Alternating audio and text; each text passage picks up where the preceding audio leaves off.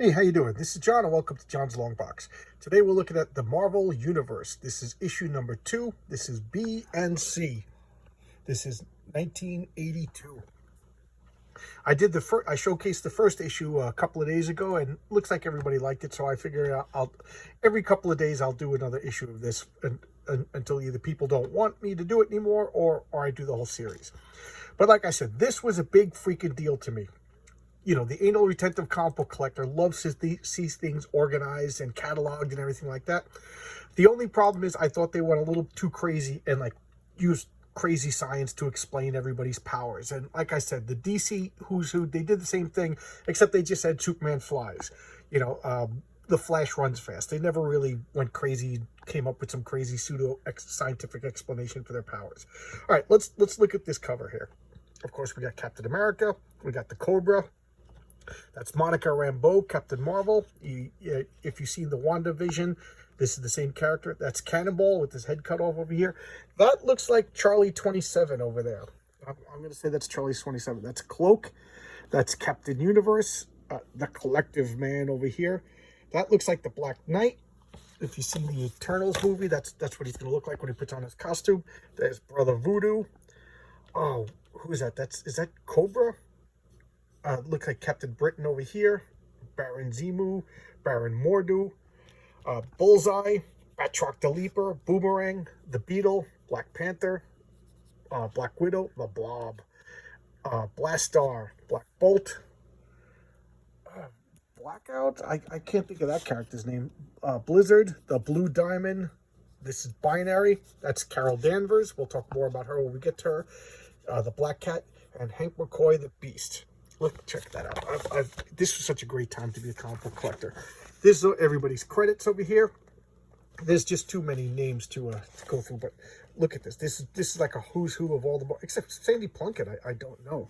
Oh, there's a name. I don't know. I'm just curious to scan all these names to see if there's any names I don't know. Patty. The Patty. That's funny. And then we'll look at the edition. We already know it's February 1983. Okay, so there's Baron Mordo. First appearance. They do show the first appearances. I was looking at that and I missed it in the first year. Oh, there's one thing I need to point out. RJ from the Fourth Age commented in my comments, and he said that I failed to mention that if you buy all of these covers and you take out all the staples, you could make one gigantic poster. How cool is that? And I think they sold a poster. I know that they sold a poster of the volume 2. A couple of years later, they did another volume of Marvel Universe on better quality paper with better covers. This is still newsprint paper, and the second volume had the white covers. That's how you could differentiate them. And I had the poster in the white cover. I remember my comic book store was selling them, and I had to have that because all the covers were drawn by John Byrne, and I was, and still am, a John Byrne freak. So here we go. This is Baron Mordo, Carl Amadeus Mordo. Oh wow, I did remember that his name was Amadeus. Look at that. This, if you remember, this is the looks just like the actor who plays him in the Doctor Strange movies. You notice, you know, and he's supposed to be like some, what it was, like Balkan or Eastern European hereditary lord, you know, just a bad guy. I think the movie's doing a better job giving him some depth and characterizations. In the comics, he was always just jealous bad guy, which it works as a villain, but it's not too three-dimensional. Baron Zemo. So which Baron? This is Helmut Zemo. Okay, citizen of Germany with no criminal record. Okay, the Phoenix. Okay, so this is the son of the original Baron Zemo. This is the one who becomes the leader of the Thunderbolts. Spoiler alert for a future Marvel movie. I remember his father created like the super glue, and Captain America spilled the super glue and his mask got stuck to his face. He just wears it. And this is supposed to be like ermine or mink or something like that to just show off. Like, he's another one of like Prussian nobility or royalty and stuff like that. The Basilisk. I said his name was Cobra. Okay, so I got it wrong. I don't even remember this. Marvel Team Up 18. So I know I have the comic because I got all the Marvel Team Ups, but I don't remember. You know, as much as I remember everything, I can't claim to remember everything. Batroc the Leaper. I just remember he was in the Captain America movie. There was a guy who used Savate, and his name was Batroc. you know, but he didn't have this silly purple costume and everything like that. But so yes, he actually made like a sneaky appearance into the Marvel universe. And his power is, he doesn't have power. He's just a master of savate, the martial arts he uses kicks and stuff like that. There we go, the Beast. This is one of the original X-Men. Hank McCoy, the Beast. I love the Beast. When I first started collecting comics, the Beast was a member of the Avengers, and he already looked blue and furry, to the point when, believe it or not, it wasn't until, what was it, X-Men 137, the Death of the Phoenix, when they were all at the funeral, there was a guy there with glasses on, and it was named Hank McCoy, and I'm like, Hank McCoy, that's the Beast. And I didn't know that he looked human originally, and then he mutated into this furry form. But so I thought there were two different characters. So there you go. You know, as much as I read comics back then, you still, there was always something to learn. The Beetle, look at this cool costume. The Beetle, he was strange. He was a Johnny Storm villain. If you follow my channel a lot, I showed off one of the, I showed off the first appearance of Doctor Strange, which is Strange Tales 110, and it had Johnny Storm. Back then, a lot of the Marvel comics was split in two, and they had two different characters. They each got like 11 pages or something like that out of a 22-page comic. And 11 pages was for Doctor Strange, the other 11 pages was for Johnny Storm. He was the breakout most popular character in the Fantastic Four at the time, so he was given like a spin-off title, Strange Tales, and I think that lasted like 30 issues or so. And anyway, they had to give Johnny Storm his own villains, and the Beetle was one of them. He had a really lame comic costume when he first appeared, but look at that. And no, that is not Carmen Sandiego, that is Belladonna. That's Narda Ravana, Spectacular Spider-Man 43. So I have her first appearance, and I have no recollection of that character, other than she must have like a poison gun, because isn't Belladonna like a poisonous gun? Weapons. Belladonna carries very chemical gases and perfumes. So she's like a female Sandman from DC. That's actually pretty cool. And here we have Carol Danvers as Binary, and here we have Binary Carol Susan Danvers. So let's look at her. They have first appearances as Carol Danvers, Marvel Superheroes number 13, as Miss Marvel number 1, as Binary, X-Men 164. So this is before she became Captain Marvel. Now, if she was I think she was chief of security for an Air Force base when the original Captain Marvel, you remember Marvel, he went there to steal secrets for the Kree. He was originally a bad guy, and then he started to like humans and feel guilty, and he rebelled against the Kree and blah blah blah. But anyway, the Omni-Wave device exploded, and he jumped in front of it and blocked it, and the radiation went through his body, hit Carol Danvers, and she got like replicate of his DNA, which gave her his powers. So she had the same powers as Marvel. He died, and she took the name Miss Marvel in his honor, and then she lost her powers to Rogue. If you get that Avengers Annual number 10, Rogue touched her, and her power is that she can steal your power. Every once in a blue moon, it's permanent. So Rogue stole Carol Danvers' memory, personality, and all of her powers. So she went back to being a normal human. And then the X-Men rather, she went on an X-Men adventure, and she like got caught in some I forget what it was, some radiation room trap or whatever, and she absorbed all this radiation, and it kicked in her latent Captain Marvel powers into overdrive, and she became the same powers of a star. So she became a miniature star. So if a binary star system is a solar system with two stars, so Earth has the sun, and it had Carol Danvers as a miniature humanoid star. So she took the name Binary to show that she was the second sun in our solar system. It's pretty cool. She was vastly powerful. And then she kind of toned down her powers. She became Warbird for a while, and now she's settled on Captain Marvel. There you go. She's the hero with a million names. And there we go, Black Bolt. And oh wow, this is before they revealed his name. His real name is Blackator Boltagon, some silly name. But he's Black Bolt, which I always thought was funny that his name was Black Bolt when he speaks some foreign dialect or whatever language, made up nonsense language, but his name is Black Bolt. But what do you know? Again, leader of the Inhumans, that Jack Kirby creation. Look at that. Look at that costume. That is so cool.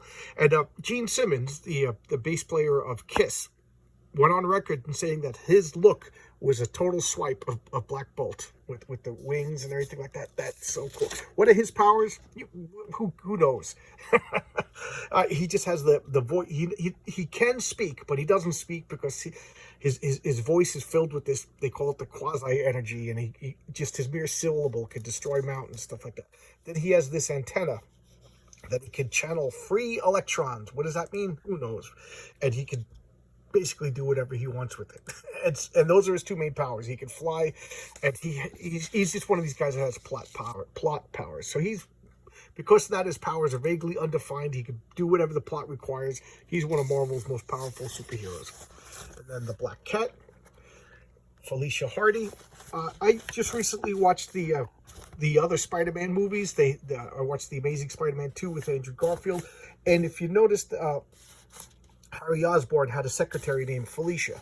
So I think if there was going to be a third Spider-Man movie, the villain would have been Black Cat, Felicia Hardy. So this is what the same girl, I can't think of the actress, Felicity Jones. That's it.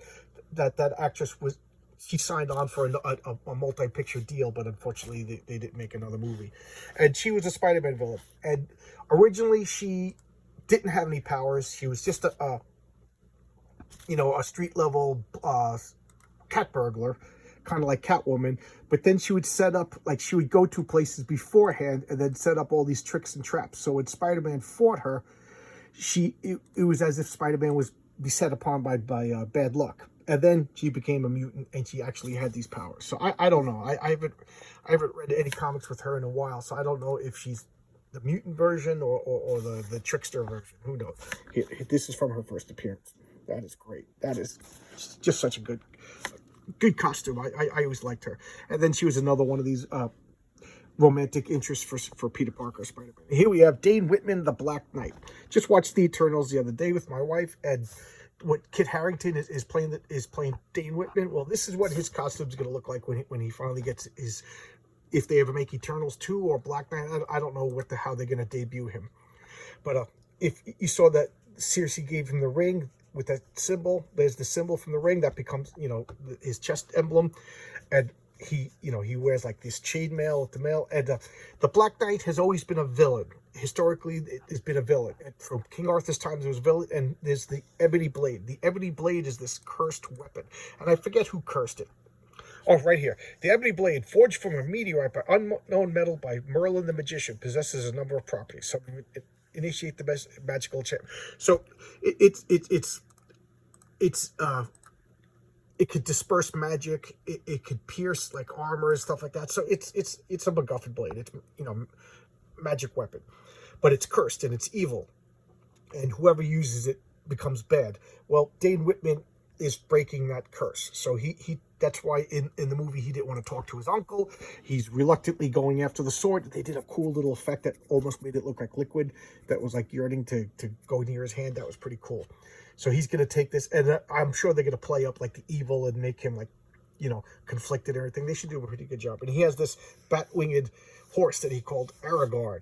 And I remember, because I read Marvel Comics before I got into Lord of the Rings, so I remember when I first heard the name Aragorn, and I was like, wait a minute, that's the Black Knight's horse. So I had my, everything backwards. And Blacklash, I think he was originally Whiplash, and he's an Iron Man villain. What's his name played him? Mickey Rourke played him in the Iron Man 2 or 3, I forget which one. And he was Whiplash, then he became Blacklash. And he has this like adamantium whip that he could just rip everything apart.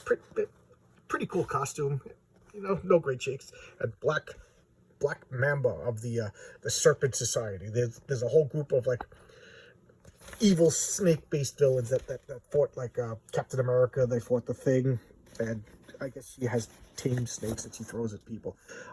Princess Python was in the group for a little while, and the Cobra and Anaconda from the last issue. And here we have everybody's favorite T'Challa, Black Panther. Look at that. I love the small cape and the thing. his first appearance, he looked like this. He had the lines on the gloves. I love that. I hate when they just make him just like a black silhouette. You know, I love these little details. We all know about Black Panther. We don't have to go into him. He's one of the more popular Marvel heroes. Unbelievable to think that he was like an unknown for so long, and now he's one of the most popular Marvel heroes. But he's a cool character, and I showcase this. His first appearance was in Fantastic Four 52. I showcased that in one of my early videos. And here's the Black Widow. This is Natasha Romanova. She was originally a villain. Where did it say? First appearance, Tales of Suspense 52. That's one of the comics I don't have, and I don't think I will be getting it because it's just super expensive at this point. But she was like a Soviet spy who was doing industrial espionage, excuse me, on Tony Stark. And then Tony Stark, of course, was Iron Man, but that was before everybody knew he was Iron Man, so he dressed up as Iron Man and stopped her.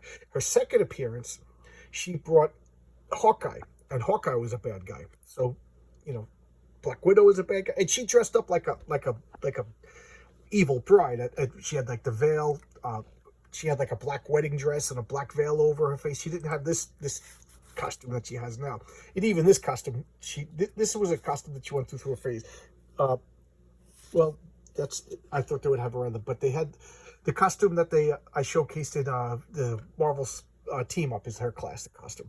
But this was like a weird costume that she had in the mid '80s with the collars. You know, she doesn't have that for the most of the time. Most of the time, she has the long hair, the blue costume with the yellow wristbands, kind of like the IKEA color. But anyway, so she was a villain. Hawkeye was a villain, and then Captain America and Iron Man got them to become good guys, and then the rest is history.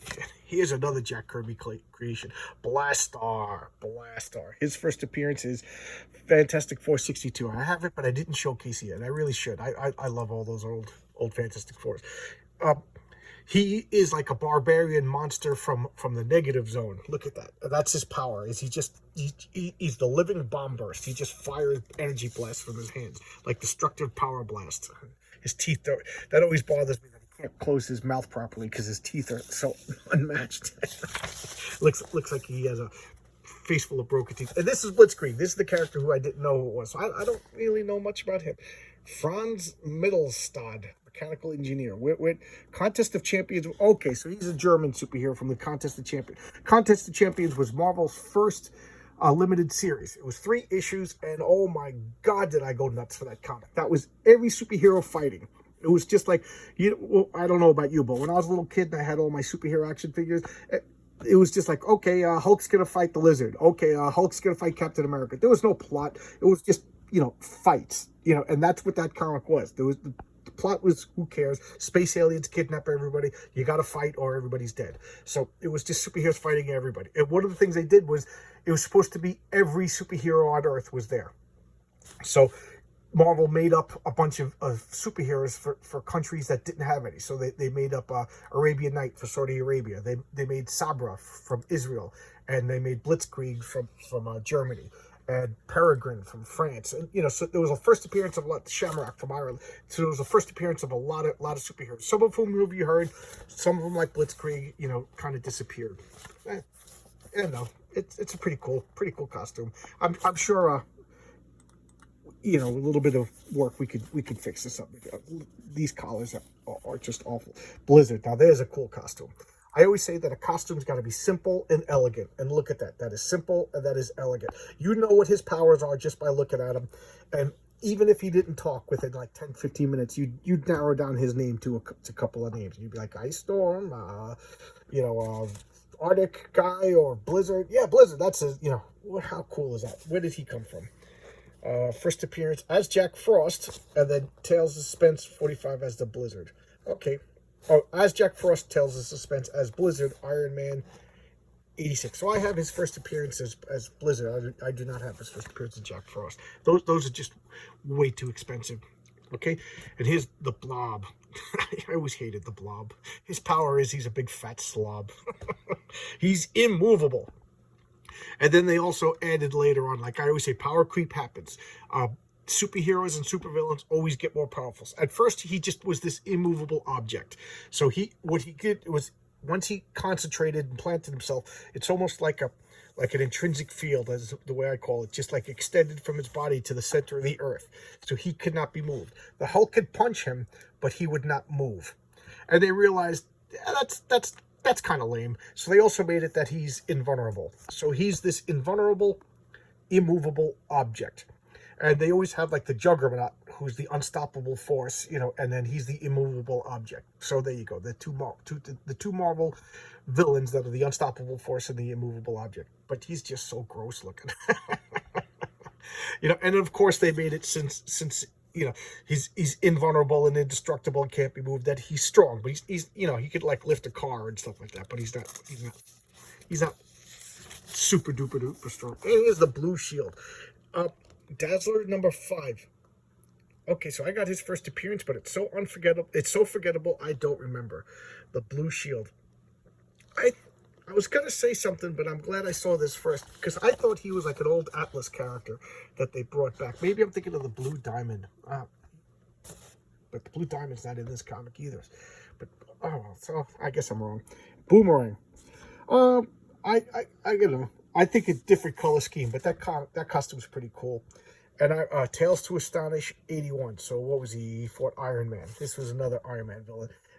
What's his name? Fred Myers. I don't know why I always remember Fred Myers.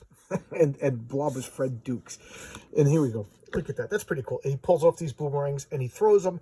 And not only are they razor sharp, but some of them explode. So he's got exploding razor sharp boomerangs. Why would you want them to return? And Jericho Drum, Brother Voodoo. And I think they call him Dr. Voodoo now. I think Brother Voodoo is not too politically correct anymore. But I don't know, Brother Voodoo kind of works for this character. And believe it or not, he made a sneaky appearance in the Marvel MCU. In the very first Sanctorum scene, when Caligari, is that the guy's name, who shows up and breaks into the Sanctum, you have a black guy, a sorcerer, shows up. And they kill him. And that guy was Daniel Drum. And how does that tie in with Brother Voodoo, who's Jericho Drum? Well, Jericho Drum is Daniel Drum's brother. And then, so Jericho Drum must be training someplace to learn the ways of magic. And then Daniel, as you can see, does it show in here? Yeah. His brother Daniel was killed and then haunts Jericho to finish his work. So I know this is going to sound silly when you say it out loud. He has the strength of 2 men. He has like the memories of 2 men and stuff like that. But the thing is, Jericho, the living brother, he's like a doctor, a medical doctor. And then his brother was a sorcerer. So he's got skills of 2 lifetimes. And then he could call upon his brother to like scout the room and stuff like that. And then, of course, he's learning magic, so he's getting more and more powerful. And then, at one point, Doctor Strange failed in a task and thought that he wasn't worthy anymore, and he stepped up and he became the Sorcerer Supreme. Pretty cool character. I think they're going to be bringing him out in the Marvel MCU. They already laid the groundwork for him. The Brotherhood of Evil Mutants. And they took out the evil mutants. They just call them the Brotherhood now. And, of course, they're the evil X-Men, ruled by Magneto. We got the Toad, who's super lame. Quicksilver and the Scarlet Witch. Yes, they were originally villains, and they keep changing it. At first, they were gypsies who were raised by, what's his name? Django Maximoff. And then they were adopted by Bob Frank, the Wizard, and Miss Liberty. And then they turned out to be the children of Magneto. I don't know. I quit reading Marvel comics in 2014. I don't know. Are they still Magneto's kids? Did they change things? I don't know. And here's Mastermind. To me, one of the most evil villains of all time for what he did to Jean Grey. He just used his psionic abilities to project illusions directly into her head. And because of that, she kind of lost her focus on reality. She didn't know what was real, what was not real, freaked her out, and she became the Dark Phoenix, which ultimately ended into her death. And when she was Dark Phoenix, she killed an entire world of people, like 6 billion space aliens that were intelligent. So this guy is like, if you ask me, he's like the worst mass murderer next to Galactus in Marvel Comics history. And I know I'll catch hell for saying this. I was going to say, I'll say what I was going to say. I was going to say, they never should have brought Jean Grey back. But I will amend what I was going to say. If your name is the Phoenix, it's okay if you come back from the dead, because that's what Phoenixes do. That's their shtick. but I never liked the Phoenix Force. Jean Grey turns into the Phoenix. She gets too powerful. She explodes. She comes back weak. She gets too powerful. That, I think, would have worked better than this Phoenix Force that travels from body to body. I just find that to be lame. If I could go back in time, that's what I would do. I would tell them, don't do that. That's lame. Just have Jean Grey come back, and then she gets out of control, and then they got to stop her. She dies. She gets out of control. That to me is a better character. And this is the new Brotherhood of Evil Mutants. There's Mystique. There's Rogue. The Blob. Avalanche. Pretty cool. Destiny. And Pyro. I think...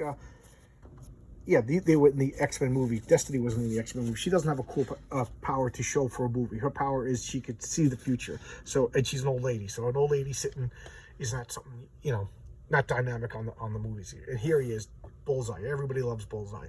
Great villain. Just he's just deadly accurate. He could throw anything so accurate that it's deadly. And here he is throwing the that's the famous panel of him throwing the Ace of Spades, and it hits Elektra in the throat and slits her throat off, and she falls down, and then he stabs her with their own weapon. Spoiler alert for a 50-year-old comic. Great villain. And now I think he got his spine broken. He was thrown out of a building, and then Kingpin gave him bionics. You know, you can't kill a good villain. And here we go. Sam Guthrie, Cannonball. This is a character that I hated when he first came out, but I ended up growing to like him because they gave him like a likable personality. He was just like a good old Southern boy, you know. And his power is he could fly, and then when he flies, this force field protects him. So it's like thrust, and he makes this noise, and he's invulnerable. So but he has bad steering, so he's like a cannonball. Boom. He can't really change directions. He hits something, and then he destroys it, and then his force field turns off. And so he's a big, clumsy, destructive force, and he's goofy, and he's likable. And then they did some crazy... When that... What was that name of the show? The Highlander came out. They can be only one. They incorporated that he was some special mutant, that an external, they called it. It was like a mix between mutants and external, and and then they just forgot about it after a while. It was just stupid. He's Cannibal, Sam Guthrie. They gave him a cool costume with the crash helmet and the goggles later on. Just a good hokey, good-natured superhero. I liked him. And speaking about people that we like, everybody likes Steve Rogers, Captain America. Look at that classic costume. Do not change that costume. I keep talking about this every once in a while, like that we laughed about it when I was in 5th grade. We had when we were in 3rd grade, my lunch table, we talked about the best superhero costumes of all time. Spider-Man was unanimously voted the best superhero costume of all time. Then Batman, Superman, and then Captain America was one of them. I think, and I forget who the other one was, but we had about 5 superheroes. So this is one of the best superhero costumes of all time. Do not change that. That is, and it bothers me that this costume wasn't the last one movie in the MCU. It was, you know, and I know why they did it, because they're trying to sell Captain America to countries that don't particularly care about America or Captain America. So, you know, I think in China he was called the first Avenger and stuff like that. So they had to get a costume that wasn't the American. But then don't make a Captain America movie. If you're embarrassed by the character, just don't make them. Use something else. But just put... I mean, in the Infinity Stones, he didn't even have the shield. He had like some black weird shield. And speaking of captains, here's Captain Britain, the British version of Captain America, Brian Braddock, and his sister is Betsy Braddock, who became Psylocke. And remember, Betsy Braddock was originally a blonde-haired, blue-eyed English woman who got magically transformed into a Japanese woman. Go figure. But that's, you know, that's what she looked like. And he took this like scepter, and it gave him this mystic powers. So he's got like limited Green Lantern abilities and super strength. Just a cool character. I've always liked this guy. He has an upgraded costume that's more like a Union Jack. That is just so much cooler. This is kind of busy, if you ask me. And speaking of great costumes, here we got Monica Rambeau, the Captain Marvel. Look at that. This is 1982, Captain Marvel. You know, she had this cool power. What was her first appearance? I got to show. Oh, yeah. Amazing Spider-Man 16. Amazing Spider-Man Annual 16. While working South America dictator, this dictator had this MacGuffin magical energy machine that was going to destroy energy from other dimensions. She got involved. She became, you know, the focal point of all these energies. And she has the cool power of controlling and manipulating all electromagnetic energy. So X-rays, gamma rays, radio waves, light rays, infrared, all that stuff. So cool, so cool. So she could transform into these things. She could project these energy forms, and she could manipulate them. So she could like turn invisible. She could fire lasers. So cool. She could fly. She could transform into light and fly at light speed. Vastly powerful. And look at that cool costume. I said originally I didn't like these semi-wing things, but they grew on me. I grew to like them. And I like that it's like an inverted Captain Marvel costume, black and white instead of blue and red. Just so cool. And everybody liked her.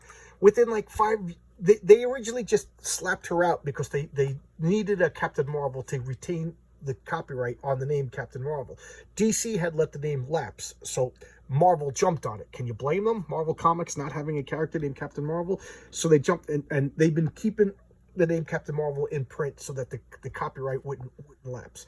So poor DC, who has, you know, Captain Marvel, Billy Batson, Shazam, they can't even put the name Captain Marvel on their own comics, to the point where people know the character as Shazam rather than Captain Marvel. And here we have Captain Universe. Look at that. I love this costume. Captain Universe. He debuted in the Micronauts, right? Do they say? Well, this is a different write-up because he's not one person. There's a magic MacGuffin force that floats throughout the universe, and it picks people who are worthy, and they temporarily become Captain Universe. And what can Captain Universe do? You got it. He can do anything. He's got the power cosmic. The power cosmic in the Marvel Universe is the ultimate power. You can do whatever you want, limited only by your imagination and your will. So if you get, so Captain Universe has been a man, a woman, a child. I think at one point it was Spider-Man. At one point it was Aunt May, as stupid story as that was.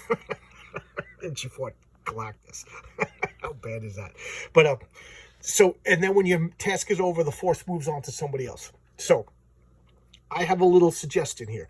Miles Morales. We don't need two Spider-Mans. And Miles Morales, like, what if Miles Morales was Thor? What if Miles Morales was Captain America? What if Miles Morales was the Falcon?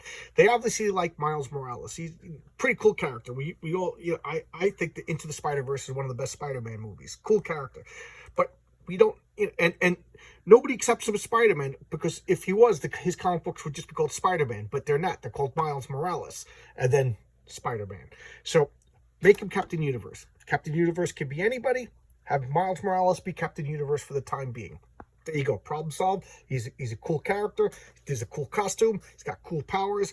He's his own hero. You know, not built. There you go. I think that solved all the problems. But what do I know? I'm a maniac. And here we have the Celestials. Just watched the Eternals movies. I think I mentioned that already.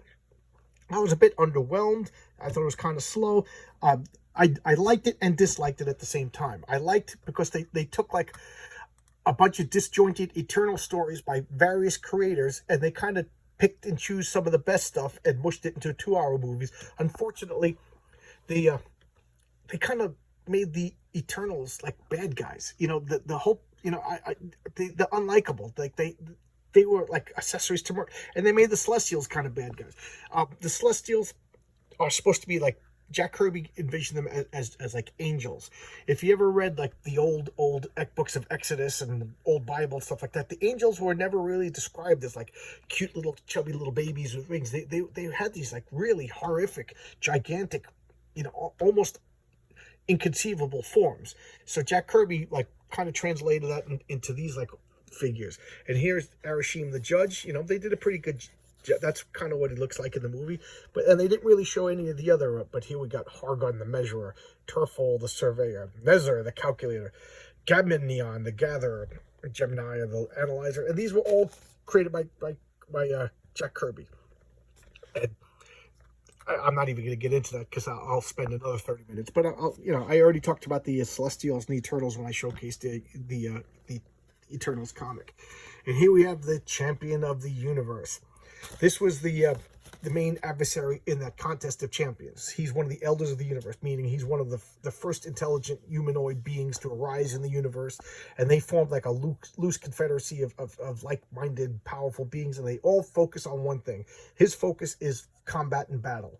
Another one is the gardener, who likes plants. Another one is the gatherer, who likes to... the collector, rather. You've seen him in the Guardians of the Galaxy movie. He had that Howard the Duck egg or whatever. And he is the strongest being in the universe.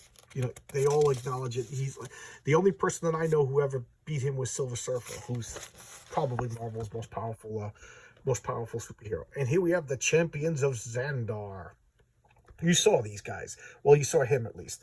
Xandar was the planet where the Guardians of the Galaxy started out. They got arrested, and you saw them getting the mug shots. And I can't think of that actor's name, but the goofy looking guy, they're both goofy looking guys from Step Brothers, was taking his picture, and he had this costume on. So they have like a police force, the Nova force, and there's a whole bunch of them. I don't know how many more, but the more of them they are, the less powerful they are. They all share the same force. So, but they have to have like so many of them because the power is too much for one guy to hold. So if they have like 100 guys, they're all 1/100th the power of the Nova Force. But once they get down to like 10 guys, they get too powerful and they get a little crazy. So here we have Rich Rider, who is Nova from Earth, who basically has the same origin as Green Lantern. Space alien crashes and gives them the power.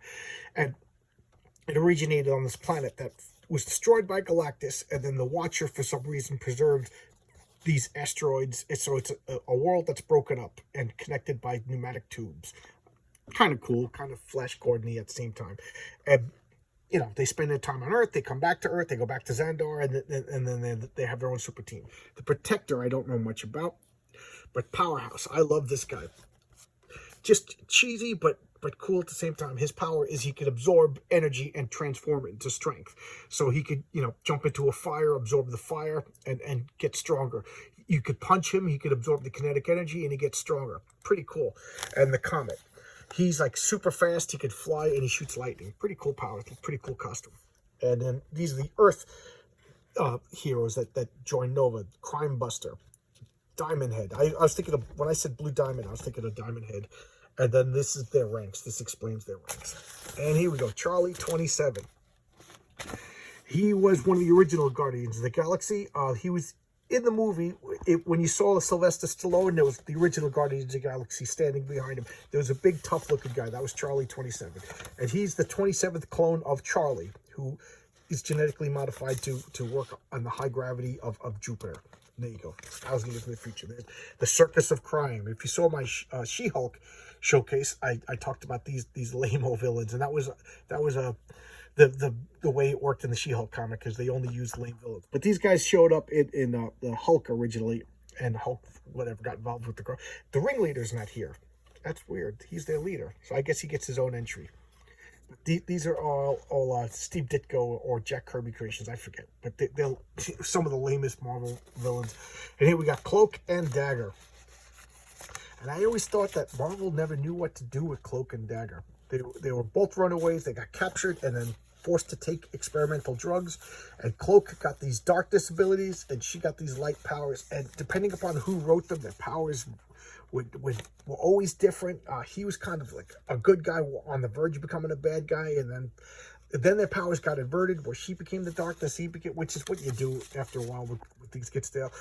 I kind of liked them, but they were limited, if you ask me. Cobra. This guy fought Hulk. He did fight the Hulk, but he was originally a Thor villain, and I don't know, he's just like a master contortionist, big deal. But he was always teamed up with Mr. Hyde. So there were two scientists, and Mr. Hyde would fight the Hulk, and then he would wrap around Thor and fight. I keep saying Hulk, but I mean Thor. And then the Collective Man. He was created for that contest of champions. He was China's superhero, and what he could do is he could take the strength of all the communist Chinese, and so he could become as strong as 1 billion people or whatever. He was super powerful, and I think he could also like multiply himself. You know, I'm saying that out loud. I realize just like I could see people like, oh, that's what the Chinese do. They just multiply. You know, there you go. That's 1982 for you. And here are the alien races: the Babadi, the Brood, excellent X-Men villain. Look at that. These insect lizards, the Centaurians. This is what Yondo's people look like. Yondo was a Centaurian, and that fin was organic to him. They live on Alpha Centauri. The Badoon. I'm surprised the Guardians of the Galaxy hasn't encountered them. These are the race that caused the Guardians of the Galaxy to form and start fighting. These are like these lizard beings that are just conquering the universe, and the Guardians of the Galaxy are guarding our galaxy against the Badoon. Centauri, I don't know about them. Look at this. Oh, this was in that Bob Light and the Hercules miniseries. I remember these. The Kotati.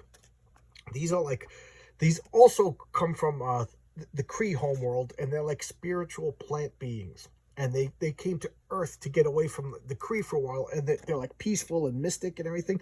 And these are the ones that formed Kunlun, where Iron Fist is from. And they also taught and nurtured Mantis, who's vastly different in the comics than she is in the Guardians of the Galaxy movies. And these are like little helicopter-looking aliens, and they're Chod's sidekick. So, you know, there's just a little alien that hangs out on Chod, one of the Spelljammer's shoulders, and really has no personality. He's just like a flying, cool-looking insect. And there you go. And here's some notes for further reading if you want to check out the appendix and the back cover. There you go. 40 minutes talking about this comic. Oh my God, my mouth is killing me. All right. If you like this, I'll go on to issue 3. I'll do a couple of other comics in the meantime. And I'll see you around tomorrow, guys. Thanks a lot. See ya. Bye-bye.